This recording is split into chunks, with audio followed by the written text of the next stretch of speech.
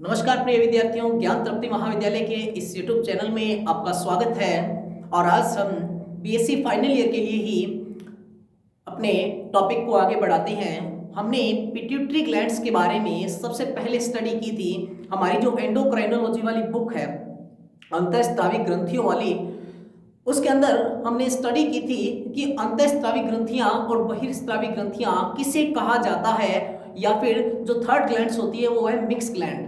इनके बारे में हमने स्टडी की थी प्रॉपर। इसके बाद हमने सबसे पहली ग्लैंड की थी एंडोक्राइन ग्लैंड, जिसका नाम है पिट्यूटरी ग्लैंड। पिट्यूटरी ग्लैंड के बाद हमने बात की दूसरी ग्लैंड्स की, जिसको हम कहते हैं थायराइड ग्लैंड। थायराइड ग्लैंड, तो देखो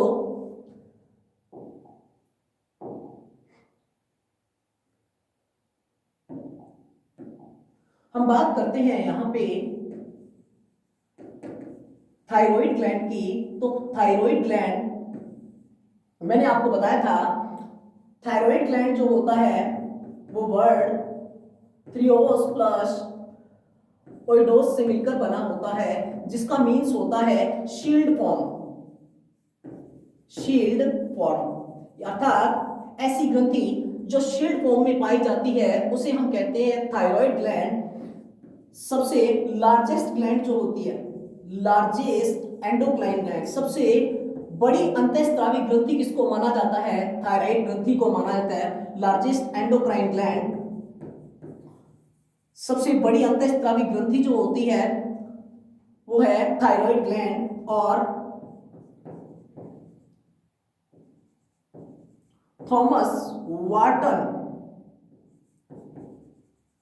के द्वारा डिस्कवर्ड की गई, यानी कि हमने स्टडी की थी थायराइड ग्रंथि जो होती है मानव के शरीर में अंतःस्रावी ग्रंथियों के अंदर सबसे बड़ी ग्रंथि मानी जाती है, और इसके डिस्कवर करता है थॉमस वाटन। फिर हमने बात की थी, देखो हमने बात की थी यहां पे कि जो थायराइड ग्लैंड होती है, हमने यहां पे बात की थी कि थायराइड ग्लैंड जो होती है, देखो हमने बात की थी कि थायराइड ग्लैंड का जो वेट होता है वो 25 से 30 ग्राम इसका वेट होता है। 25 से 30 ग्राम इसका वेट होता है। फीमेल के अंदर ये लार्ज साइज की होती है, जबकि मेल के अंदर ये स्मॉल साइज की होती है। और कहां पे पाई जाती है? हमारे नेक रीजन में पाई जाती है। नेक रीजन में पाई जाती है। हमने स्टडी की थी कि यदि थायराइड ग्रंथि की अनुप्रस्थ काट का अध्ययन किया जाता है तो क्या होता है। देखो उससे पहले मैं आपको बता दूं कि थायराइड ग्रंथि जो होती है वो कुछ इस शेप की होती है।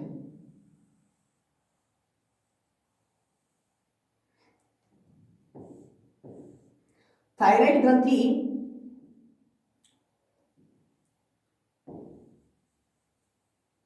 कुछ इस शेप की होती है, जिसके अंदर यहां पे दो नोड्यूल्स पाए जाते हैं और यहां पे पाई जाती हैं फॉलिकुलर सेल्स। ये है फॉलिकुलर सेल्स, और ये जो रीजन है इसको हम कहते हैं ट्रैकिया रीजन। ये हमारा ट्रैकिया रीजन है, ये हमारी थायराइड ग्लैंड है जो हमारे नेक रीजन में ट्रैकिया के ऊपर और कार्टिलेज के नीचे की तरफ पाई जाती है। कार्टिलेज के नीचे की तरफ, और यहां पे एक पट्टी पाई जाती है इस भाग में। इस पट्टी को हम कहते हैं इस्थमस। तो मोस्ट इंपॉर्टेंट क्वेश्चन, इस्थमस क्या होता है? थायराइड ग्लैंड जो होती है वो बाइलोब्ड होती है। किस प्रकार की होती है? बाइलोब्ड, अर्थात दो पालियों से मिलकर बनी होती है, जिसकी लेफ्ट लोब और राइट लोब जो होती है वो आपस में एक पट्टी के द्वारा जुड़ी होती है, जिसे हम कहते हैं इस्थमस। फिर देखो हमने बात की थी कि थायराइड ग्रंथि की यदि अनुप्रस्थ काट का हम अध्ययन करते हैं तो हमें क्या प्राप्त होता है। तो देखो थायराइड ग्रंथि की अनुप्रस्थ काट का अध्ययन करने पर हमें कुछ इस प्रकार की स्ट्रक्चर देखने को मिलती है, जिसके अंदर यहां पे कुछ इस तरीके से सेल्स फॉलिकुलर सेल्स होते हैं।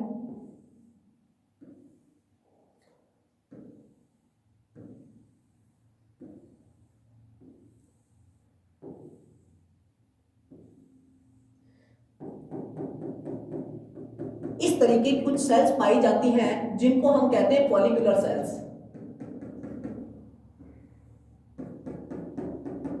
और अगर मैं फॉलिकुलर सेल्स को कुछ इस तरीके से बनाऊं तो यहां पे ये है एक कंप्लीट फॉलिकुलर सेल्स, ये दूसरी फॉलिकुलर सेल्स जिसके अंदर जो लाइनिंग में बाइंड कर रहा हूं, यहां पे ये लाइनिंग जो है ये घनाकार उपकला कोशिकाओं की है।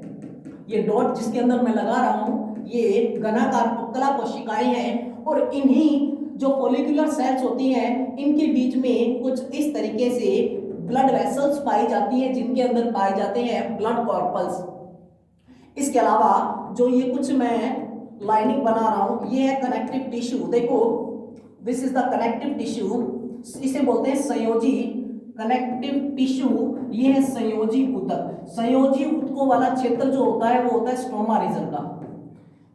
और ये है फॉलिकुलर सेल्स, फॉलिकुलर सेल्स। इन फॉलिकुलर सेल्स के मिड पार्ट में एक लिक्विड पदार्थ भरा रहता है पीले रंग का जिसे कहते हैं आयोडोथायरोग्लोबुलिन। आयोडोथायरोग्लोबुलिन, थायरोग्लोबुलिन, ग्लोबुलिन। और इनके बीच में पाई जाती हैं ब्लड वेसल्स। तो देखो आपने जब स्टडी की थी थायराइड ग्लैंड की तो थायराइड ग्लैंड की नॉर्मल जो स्टडी थी वो हमने पढ़ी कि किस प्रकार से थायराइड ग्लैंड के बारे में जानकारी हमें प्राप्त होती है। थायराइड ग्लैंड का वेट, उसकी लंबाई जो होती है वो 5 सेंटीमीटर, चौड़ाई 3 सेंटीमीटर। और इसके अलावा हम बात करें थायराइड ग्लैंड की सबसे बड़ी अंतःस्रावी ग्रंथि मानी जाती है, थॉमस वाटन को इसके जनक माना जाता है। और यदि हम कहें कि थायराइड ग्रंथि की अनुप्रस्थ काट का जब अध्ययन किया जाता है तो हमें कुछ इस तरीके की स्ट्रक्चर मिलती है। इस तरह की स्ट्रक्चर के अंदर क्या पाई जाती है, कुछ विशेष प्रकार की फॉलिकुलर सेल्स पाई जाती हैं। ये फॉलिकुलर सेल्स क्या वर्क करती हैं, देखो इन फॉलिकुलर सेल्स का वर्क है कि यहाँ पे जो ब्लड वेसल्स पाई जा रही हैं ये ब्लड वेसल्स है। इन ब्लड वेसल्स में जो हमारे द्वारा आयोडीन की मात्रा ग्रहण की जाती है, यानी कि जब हम भोजन को ग्रहण करते हैं तो उसमें आयोडीन की मात्रा होती है। उस आयोडीन की मात्रा को ग्रहण करने का कार्य थायराइड ग्रंथि के अंदर बने हुए फॉलिकल्स जो होते हैं वो ग्रहण करते हैं। यानी कि ब्लड वेसल्स या ब्लड में से होती हुई जो आयोडीन है वो फॉलिकुलर सेल्स उन्हें ग्रहण करती हैं आयोडाइड के रूप में। यानी कि जो भोजन के अंदर हम आयोडीन ग्रहण करते हैं, भोजन में जो आयोडीन होती है वो सर्वप्रथम आयोडाइड के रूप में होती है। तो देखो आयोडाइड के रूप में जो आयोडीन है उसको फॉलिकुलर सेल्स के द्वारा ग्रहण किया जाता है। और फॉलिकुलर सेल्स के मिड पार्ट में यानी यहां वाले पार्ट के अंदर एक लिक्विड पदार्थ होता है जिसका नाम है आयोडोथायरोग्लोबुलिन। इससे अभिक्रिया करते हैं। तो बात हम करते हैं, हमने बात की कि यहाँ पे इस थायराइड ग्रंथि के द्वारा 2 प्रकार के हार्मोन स्रावित किए जाते हैं, एक होता है T3 और एक होता है T4। T3 का नाम है ट्राई आयोडोथायरोनिन और T4 का नाम है टेट्रा आयोडोथायरोनिन। टेट्रा आयोडोथायरोनिन को हम कहते हैं थायरोक्सिन हार्मोन। टेट्रा आयोडोथायरोनिन को हम नाम देते हैं थायरोक्सिन हार्मोन। मैंने प्रीवियस वीडियो के अंदर इसके बारे में थोड़ा बहुत बताया था कि T3 जो होता है वो अत्यधिक प्रभावी होता है T4 से, यानी T3 T4 से 4 गुना अधिक प्रभावी होता है। लेकिन T3 की क्रिया जो होती है वो स्थिर नहीं रहती है, जिस कारण हम ये कहते हैं कि थायराइड ग्रंथि के द्वारा स्रावित किए जाने वाला जो हार्मोन है उसका नाम क्या है, थायरोक्सिन हार्मोन है। तो हम बात करते हैं T3 और T4 हार्मोन का निर्माण कैसे होता है। तो T3 और T4 हार्मोन का जो निर्माण की प्रक्रिया है वो इस थायराइड ग्रंथि की अनुप्रस्थ काट के अंतर्गत ही होता है। देखो थायराइड ग्रंथि की अनुप्रस्थ काट का जब हम अध्ययन कर रहे हैं तो हमें 2 प्रकार की ये जो सेल्स मिल रही हैं इनको हम कहते हैं फॉलिकुलर सेल्स। इसी को लेके हम अपने टॉपिक को आगे चलते हैं। देखो थायराइड ग्रंथि के द्वारा सबसे पहले जो हार्मोन का सिक्रेशन किया जाता है वो है T3 और T4, यानी थायराइड ग्रंथि के द्वारा 2 हार्मोनों का स्राव किया जाता है T3 और T4। T3 को नाम देते हैं ट्राई आयोडोथायरोनिन T4 को नाम देते हैं टेट्राहाइड्रोथायरोनिन। इसके बाद हम बात करते हैं, हमने बात की कि T3 अत्यधिक प्रभावी है T4 से, लेकिन T3 की क्रिया स्थिर नहीं होती, तो T4 की अधिकांश मात्रा जो होती है वो T3 में ही विलीन हो जाती है। अब हम बात करते हैं थायराइड हार्मोन के फॉर्मेशन और सिक्रेशन की, यानी थायराइड हार्मोन जो है, थायराइड ग्रंथि के द्वारा स्रावित किए जाने वाले जो हार्मोन है T3 और T4, इनका फॉर्मेशन कैसे होता है, इनका निर्माण कैसे होता है, और इनका सिक्रेशन जो है वो ब्लड के अंदर कैसे होता है, या हमारी बॉडी के अंदर T3 और T4 किस प्रकार वर्क करते हैं, उसके लिए 4 स्टेप होते हैं, जिसके अंदर पहला स्टेप है जो थायराइड ग्रंथि के निर्माण की प्रक्रिया है, थायराइड ग्रंथि से जो थायरोक्सिन हार्मोन के निर्माण की प्रक्रिया है उसको हम 4 स्टेप्स के अंतर्गत समझते हैं, जिसके अंदर जो पहला स्टेप होता है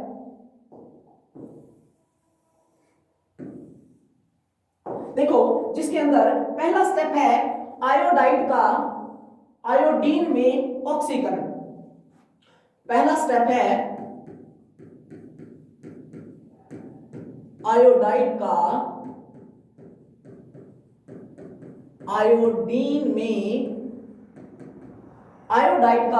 आयोडीन में ऑक्सीकरण। जो दूसरा स्टेप है वो है MIT व DIT के निर्माण की प्रक्रिया।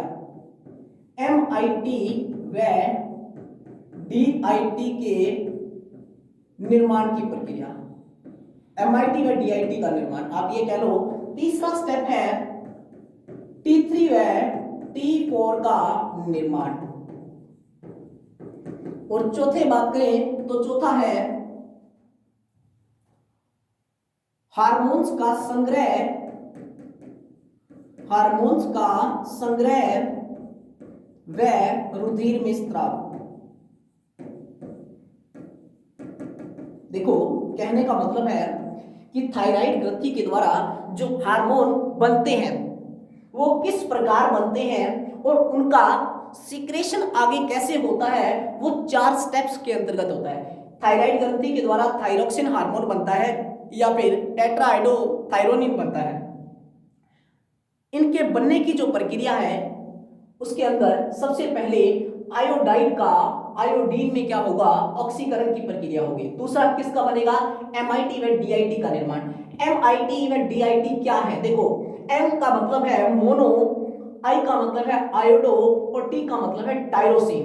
DIT का मतलब है डाई आयोडो टायरोसिन, क्योंकि एक अणु MIT का व एक अणु DIT का आपस में मिलकर बनाते हैं T3 हार्मोन, और 2 अणु DIT के DIT प्लस DIT डाईआयोडोटायरोसिन और डाईआयोडोटायरोसिन मिलकर बनाते हैं T4 हार्मोन। तो दोनों हार्मोन्स के बारे में आपको पता होना चाहिए कि मोनोआयोडोटायरोसिन और डाईआयोडोटायरोसिन, ये टायरोसिन जो वर्ड मैं बार बार यूज में ले रहा हूं, ये लिक्विड पदार्थ जो है जिसको हम कहते हैं आयोडोथायरोग्लोबुलिन, फॉलिकुलर सेल्स जो होती हैं, इसके अंदर जो फॉलिकुलर सेल्स होती हैं, इस तरीके से इनके मिड पार्ट में जो लिक्विड पदार्थ या कोलाइडी पदार्थ भरा रहता है, जिसको हम कहते हैं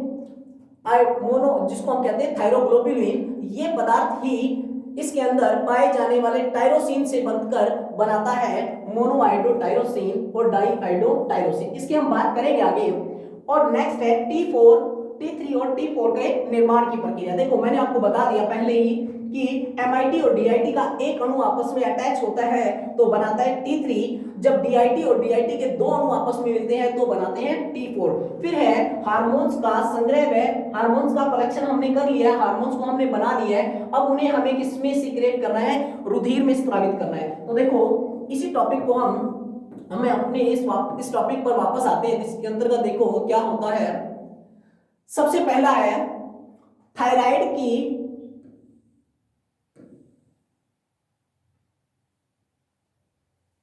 देखो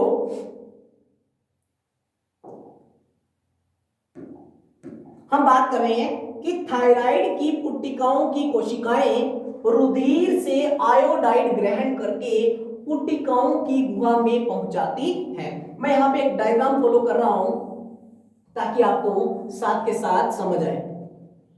मैं यहाँ पे ये थायराइड ग्रंथि की अनुप्रस्थ काट का अध्ययन है, यानी ये थायराइड ग्रंथि है और ये थायराइड ग्रंथि के अंदर पाई जाने वाली फॉलिक्यूलर सेल्स हैं।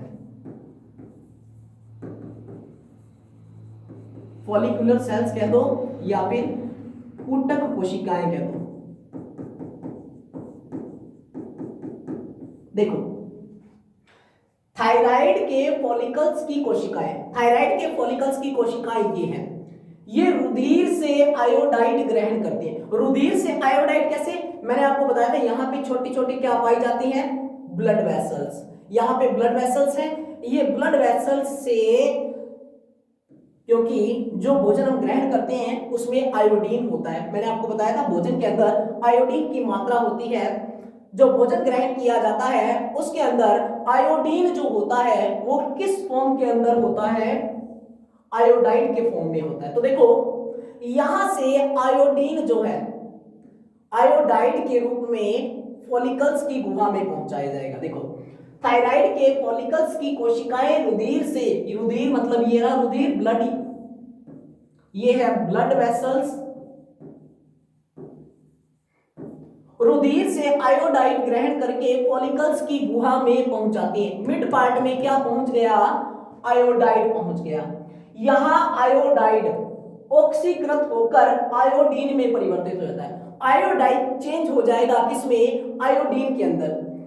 और आयोडाइड का आयोडीन में जो चेंजेस होता है वो एक एंजाइम की सहायता से होता है जिसका नाम है पेरोक्सीडेज नामक एंजाइम। यानी यह प्रक्रिया पेरोक्सीडेज नामक एंजाइम की उपस्थिति में होती है।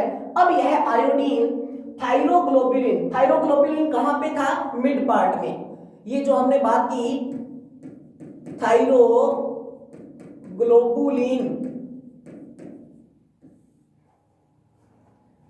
अब यह आयोडीन, यानी इसके अंदर जो आयोडीन है वो थायरोग्लोबुलिन में उपस्थित एक अमीनो अम्ल, इसके अंदर पाया जाएगा एक अमीनो अम्ल जिसका नाम है टायरोसिन, से बंध कर सबसे पहले बनाएगा मोनोआयोडोटायरोसिन। जब हुआ क्या?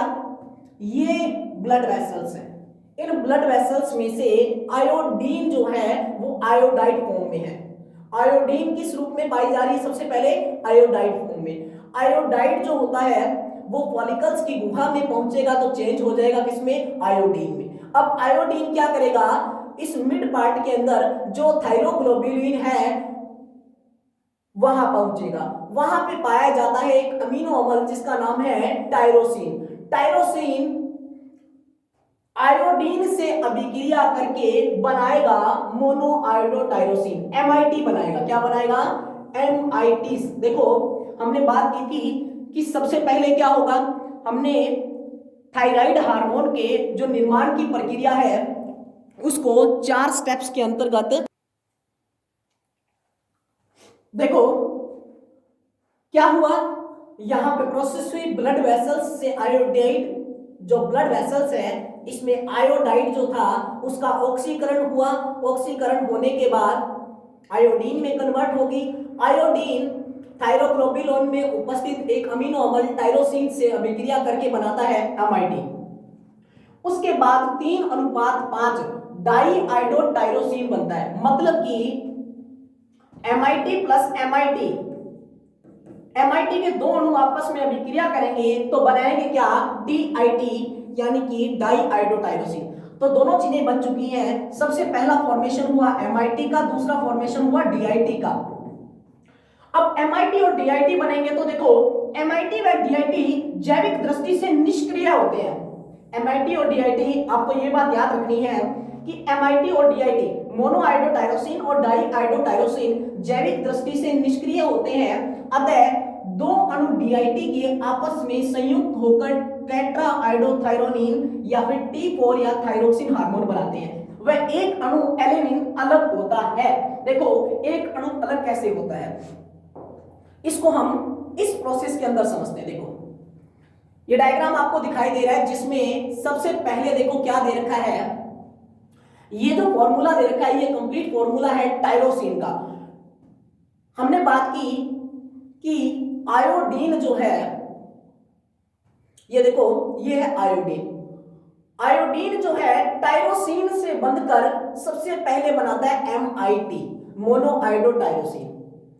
अब मोनोआयोडोटायरोसिन से बनता है डाईआयोडोटायरोसिन। इसमें एक अणु एलेनिन का क्या हो जाता है, अलग हो जाता है। जो एक अणु एलेनिन का अलग हो रहा है उस दौरान यहां पे बन रहा है डाईआयोडोटायरोसिन। अब बात कहां पे आ गई, मोनोआयोडोटायरोसिन आपने बना लिया, डाईआयोडोटायरोसिन बना लिया। नॉर्मल सी बात है, मोनोआयोडोटायरोसिन के दो अणु मिलकर डाईआयोडोटायरोसिन बनाएंगे और एलेनिन का अणु क्या हो जाएगा, अलग हो जाएगा। यानी यहां पे जो फॉर्मूला आपको दे रखा है, ये इतना फॉर्मूला जो दे रखा है, ये फॉर्मूला जो है ये है एलेनिन का। तो यहां से जब एलेनिन अलग होगा तो डाईआयोडोटायरोसिन बनेगा। अब देखो मोनोआयोडोटायरोसिन के अंदर एक आई का अणु यहां पर उपस्थित है, लेकिन जब डाईआयोडोटायरोसिन बनता है तो दोनों तरफ किस किस के अणु हैं, आयोडीन के अणु हैं, जिस कारण हम इसे नाम देते हैं डाईआयोडोटायरोसिन। अब मैंने आपको क्या बताया था कि T3 हम यहां पे बात करते हैं और T4। T3 का निर्माण किससे होगा, एक अणु MIT व एक अणु DIT।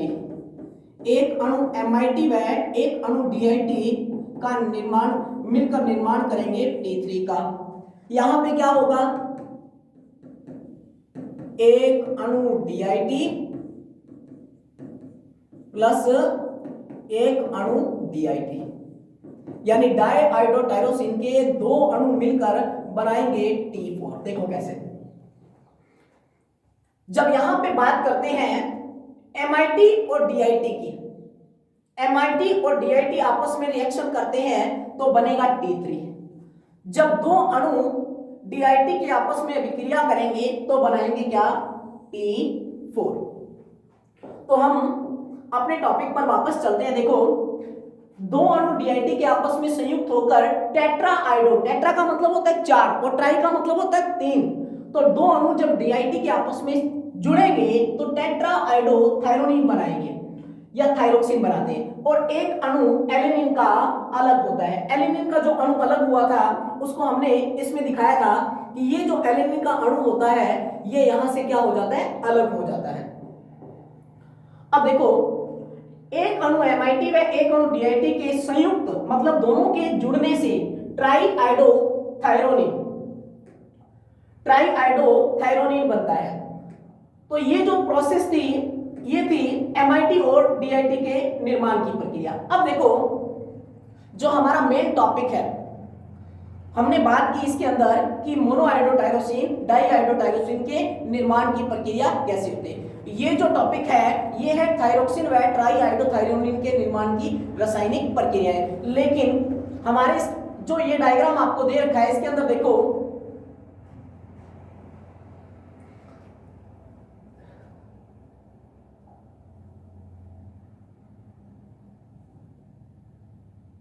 सबसे पहले देखो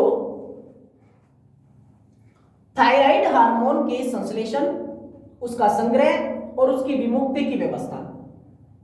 होता क्या है, नीचे वाला पार्ट आपको दिखाई दे रहा है, ये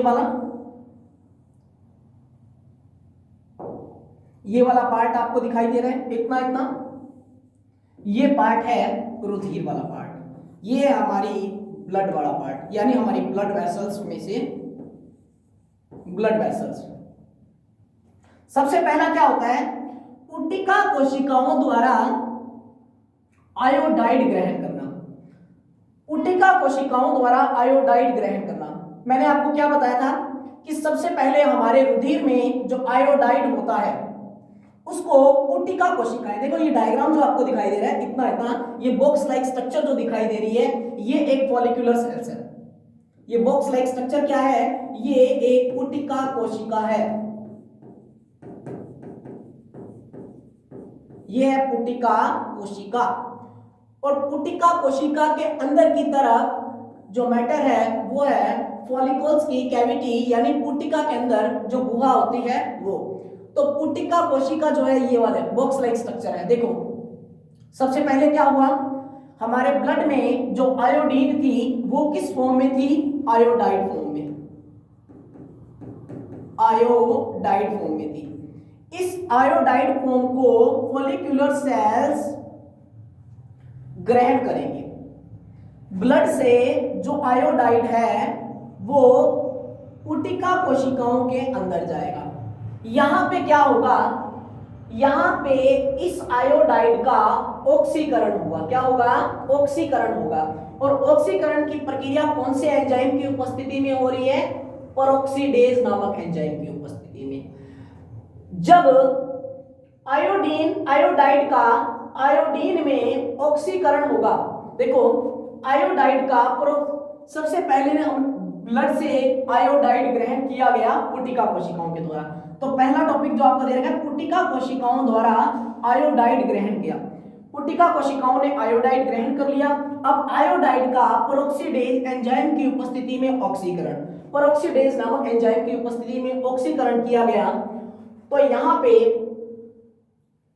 अब क्या प्रोसेस होगी, यहां पे जो आयोडीन है वो फॉलिकल्स की मिड पार्ट में जाएगा।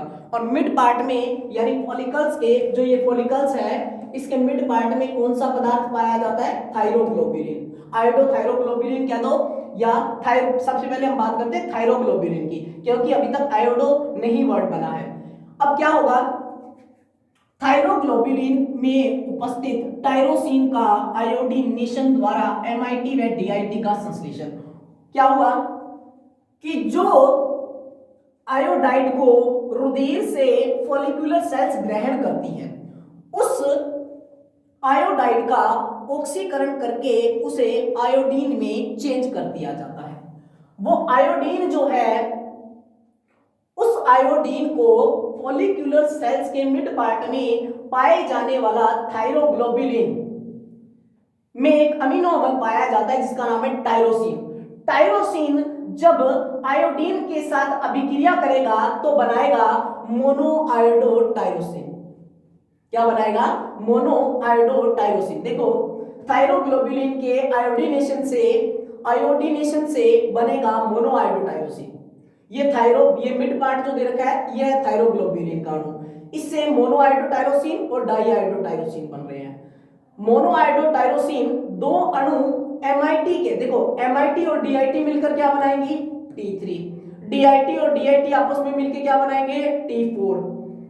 आपस में बाद में आता है संयोजन। संयोजन का मतलब होता है जुड़ना। जब दो अणु एमआईटी के जुड़ेंगे तो हम ये कहेंगे डाइआयोडोटायरोसिन बनेगा। और जब एक नॉर्मल सी बात सोचने वाली है कि एमआईटी का निर्माण किसके द्वारा हुआ, एमआईटी का निर्माण होता है टायरोसिन प्लस आयोडीन से, फॉर्मेशन हुआ एमआईटी का। एमआईटी के दो अणु आपस में मिलेंगे तो बनाएंगे डीआईटी। एमआईटी के दो अणु आपस में मिलेंगे तो बनाएंगे डीआईटी, यानी मोनोआयोडोटायरोसिन और डाइआयोडोटायरोसिन। एमआईटी प्लस एमआईटी, एमआईटी और एमआईटी आपस में मिलकर बनाएंगे डीआईटी। और डीआईटी जब बनेगा तो क्या होगा, यहां पे एक वर्ड लिखा हुआ है, फॉलिक्यूलर सेल्स की जो फॉलिक्यूलर सेल्स में पिनोसाइटोसिस की प्रोसेस के द्वारा एमआईटी और डीआईटी ने मिलकर बनाया। देखो इधर एमआईटी है इधर डीआईटी है, ये दोनों मिलकर क्या बना रहे हैं, T3। जब इधर दो डीआईटी है, यहां पे डीआईटी है यहां पे डीआईटी है, तो क्या बनाएंगे, T4। ये डीआईटी है ये भी डीआईटी, ये बनाएंगे T4। तो यहां पे एमआईटी लिखा हुआ है यहां डीआईटी लिखा हुआ है। अब क्या होगा, यहां पे एमआईटी और डीआईटी का फॉर्मेशन हो चुका है। एमआईटी और डीआईटी आपस में अटैच होकर बना रहे हैं T3 और T4 हार्मोन्स बन चुके हैं। इन हार्मोन्स का लाइसोसोम के एंजाइम प्रोटीएज द्वारा इन्हें अलग कर दिया जाएगा और इन हार्मोन्स को भेज दिया जाएगा ब्लड के अंदर, ठीक है।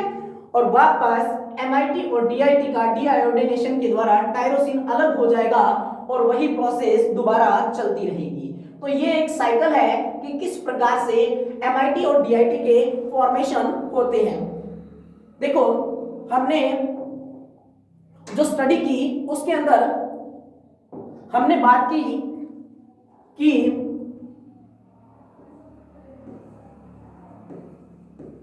Formation of thyroid hormone, formation of thyroid hormone and secretion, thyroid hormone का निर्माण और उनका स्त्रावण ब्लड में कैसे होता है। तो क्या प्रोसेस आपने यूज में ली, सबसे पहले आपने प्रोसेस यूज में ली कि आपने थायराइड के जो फॉलिकल्स होते हैं, फॉलिकल्स की सेल होती हैं, थायराइड के फॉलिक्यूलर सेल्स जो होती हैं वो ब्लड में से क्या ग्रहण करेंगी, आयोडाइड, आयोडाइड ग्रहण करेंगी। आयोडाइड जो है उसका क्या होगा, ऑक्सीकरण, वो चेंज किसमें हो जाएगी, आयोडाइड का जब ऑक्सीकरण होगा तो वो चेंज हो जाएगी आयोडीन में। अब आयोडीन जो है वो फॉलिक्यूलर सेल्स के मिड पार्ट में पाए जाने वाले थायरोग्लोब्यूलिन, थायरोग्लोब्यूलिन से अभिक्रिया करेगी। थायरोग्लोब्यूलिन से अभिक्रिया करने का मतलब है टायरोसिन से अभिक्रिया करेगी। किससे, टायरोसिन से अभिक्रिया करेगी। टायरोसिन से जब आयोडीन बनेगी तो बनाएगी एमआईटी, एमआईटी के दो अणु आपस में अटैच होंगे तो बनाएंगे डीआईटी। अब एमआईटी और डीआईटी जब आपस में जुड़ेंगे तो बनाएंगे T3 और डीआईटी के दो अणु आपस में जुड़ेंगे तो बनाएंगे T4। ये T3 और T4 में पिनोसाइटोसिस की प्रोसेस होगी, पिनोसाइटोसिस की प्रोसेस होगी। पिनोसाइटोसिस के द्वारा लाइसोसोम के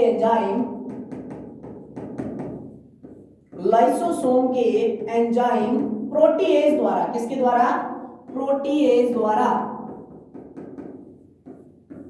इनको विमुक्त कर दिया जाएगा ब्लड के अंदर, जो हमारे ब्लड में आयोडीन की मात्रा को बनाए रखेंगे,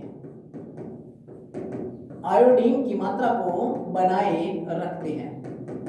तो ये प्रोसेस थी। तो देखो इस प्रोसेस के अंतर्गत आपने किस प्रकार की स्टडी की कि थायराइड ग्रंथि के द्वारा किस प्रकार जो फॉलिकुलर सेल्स होती हैं वो अपना फंक्शन दिखाती हैं। तो आज के लिए था हमारा ये टॉपिक कि थायराइड ग्रंथि के द्वारा स्रावित होने वाले जो हार्मोन्स होते हैं उनका निर्माण किससे होता है। इसमें आपको एक वर्ड याद रखना है, जो एमआईटी है उसकी फुल फॉर्म, डीआईटी की फुल फॉर्म, और मेन बात जो टायरोसिन से बनकर एमआईटी का फॉर्मेशन होता है वो कैसे होता है, या आयोडोथायरोग्लोबुलिन से आप क्या समझते हैं। मोस्ट इंपॉर्टेंट क्वेश्चन, आयोडोथायरोग्लोबुलिन क्या है।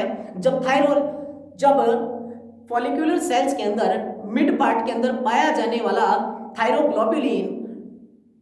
थायरोग्लोबुलिन और उसमें अमीनो अम्ल जो पाया जाता है टायरोसिन, थायरोग्लोबुलिन में जो अमीनो अम्ल पाया जाता है टायरोसिन, उससे जब आयोडीन अटैच होती है तो एम बनाती है एमआईटी, या फिर हम ये कहें कि थायरोग्लोबुलिन और आयोडीन के निर्माण से आयोडोथायरोग्लोबुलिन बनता है। ठीक है, तो ये थी आज के टॉपिक की कार्रवाई जिसके अंतर्गत हमने स्टडी की। अब हम नेक्स्ट वीडियो के अंदर बात करेंगे थायराइड हार्मोन के हाइपर सीक्रेशन से और हाइपो सीक्रेशन से, यानी थायराइड ग्रंथि के द्वारा जो हार्मोन स्रावित होते हैं उसका हमारे शरीर पर क्या इफेक्ट पड़ता है, यदि इसका कम मात्रा में सीक्रेशन हो या फिर हम ये कहें कि इसका ज़्यादा मात्रा में सीक्रेशन होता है तो हमारे शरीर पर क्या प्रभाव पड़ता है। वैसे आप लोगों को पता है कि थायराइड ग्रंथि के द्वारा थायरोक्सिन नामक हार्मोन का स्रावण जो किया जाता है उसकी कमी से हमने देखा है जो गले में सूजन आ जाती है वो थायराइड ग्रंथि के द्वारा ही होती है। तो आयोडीन की कमी से किस प्रकार से ये रोग हो जाते हैं, जो गोइटर रोग, घेंगा रोग वगैरह जो बोलते हैं, तो किस प्रकार से इनकी जो सिक्रेशन से प्रभाव पड़ते हैं उनके बारे में हम स्टडी करेंगे और बात करेंगे थायरॉक्सिन हार्मोन के वर्क की। आई होप आपको आज का टॉपिक समझ आया होगा। यदि फिर भी इस वीडियो के अंदर किसी भी प्रकार की आपको प्रॉब्लम्स क्रिएट होती है तो प्लीज आप हमें अपने कीमती सुझाव जो है वो कमेंट बॉक्स में देना ना भूलें, ताकि और यदि किसी भी प्रकार की हमारे इस लेक्चर के अंदर कोई कमी आती है तो प्लीज इसे कमेंट बॉक्स में अपने सुझाव के रूप में जरूर देवें। धन्यवाद।